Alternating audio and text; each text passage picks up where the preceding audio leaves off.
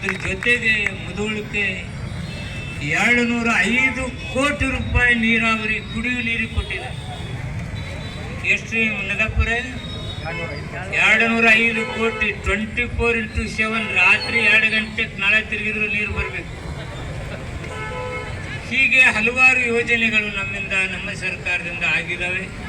ನಾನು ಯಾವತ್ತೂ ವಿರೋಧ ಪಕ್ಷದವ್ರನ್ನ ವಿನಂತಿ ಮಾಡ್ಕೊಳ್ತಾ ಇದ್ದೇನೆ, ತಾವು ಏನು ಮಾಡಿದಿರೋ ಇಲ್ಲೋ ಅದು ರೈತರಿಗೆ ಗೊತ್ತೈತಿ, ನಿಮಗೂ ಗೊತ್ತೈತಿ.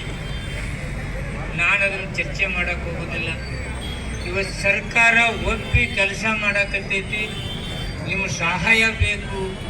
ನೀವು ಇದನ್ನು ಮೊಸರಿನಲ್ಲಿ ಕಲ್ಲು ಹುಡುಕಿ ತೊಂದರೆ ಮಾಡಬೇಡಿ.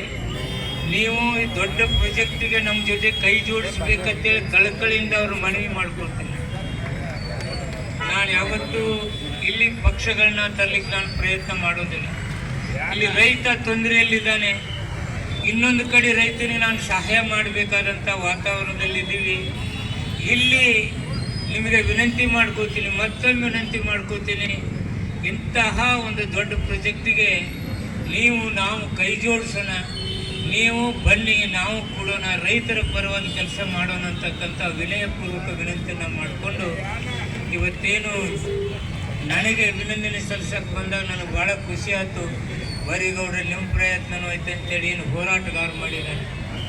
ನಾವೇನು ಮಾಡಿದರೂ ಜನರು ನಮ್ಮನ್ನು ಆರಿಸಿ ಕಳಿಸಿರಿ, ಮುಧೋಳದವ್ರು MLA ಆಗಕ್ಕೆ ಕಳಿಸಿರಿ, ಸಿದ್ದರಾಮಯ್ಯ ಜಿಲ್ಲಾ ಮಂತ್ರಿ ಆಗಪ್ಪತ್ತು ಕಳಿಸ್ಯಾನು.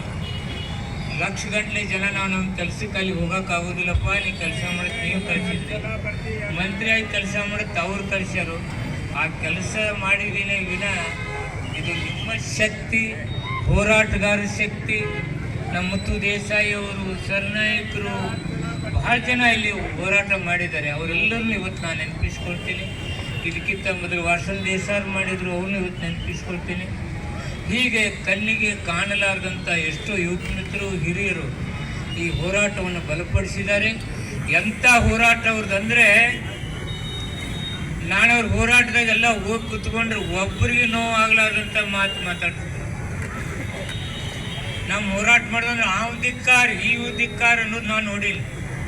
ಆದರೆ ಮುಳುಗಡೆ ಸಂತ್ರಸ್ತರ ಹೋರಾಟ ಯಾವ ರೀತಿ ಇತ್ತು ಅಂದರೆ ಜನಪರವಾಗಿತ್ತು.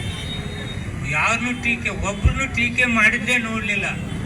ಅದು ಮಹಾತ್ಮ ಗಾಂಧಿಯನ್ನು ಸ್ವಾತಂತ್ರ್ಯ ತರವತ್ನಾಗ ಅಹಿಂಸಾ ರೂಪದಲ್ಲಿ ತಂದು ಅದೇ ರೀತಿಯಲ್ಲಿ ಇವತ್ತು ರೈತರನ್ನ ಹೋರಾಟವನ್ನು ತೆಗೆದುಕೊಂಡಂಥ ಸಂತ್ರಸ್ತರ ಹೋರಾಟ ಸಮಿತಿಗೆ ಅದ್ರ ಜೊತೆ ಆಡಿದಂಥ ಶಿವನಗೌಡ ಪಾಟೀಲ್ಗೆ ನಾನು ವಿಶೇಷವಾದ ಅಭಿನಂದನೆ ನಾನು ಹೇಳಲಿಕ್ಕೆ ಇಷ್ಟಪಡ್ತಾ ಇದ್ದೀನಿ. ಮತ್ತೊಮ್ಮೆ ನಮ್ಮ ನಾಯಕ ಸಿದ್ದರಾಮಯ್ಯನಿಗೆ ವಿಶೇಷವಾದ ಒಂದು ಕೊಡುಗೆ ಕೊಟ್ಟಂಥ ನಮ್ಮ ನಾಯಕನಿಗೆ ನನ್ನ ವಿಶೇಷವಾದ ಒಂದು ಸೆಲ್ಯೂಟ್ ಹೊಡೆಯಲಿಕ್ಕೆ ನಾನು ಪ್ರಯತ್ನ ಮಾಡ್ತಿದ್ದೇನೆ. ಇಲ್ಲಿಂದ ಒಂದು ಸಂದೇಶ ಹೋಗುತ್ತೆ,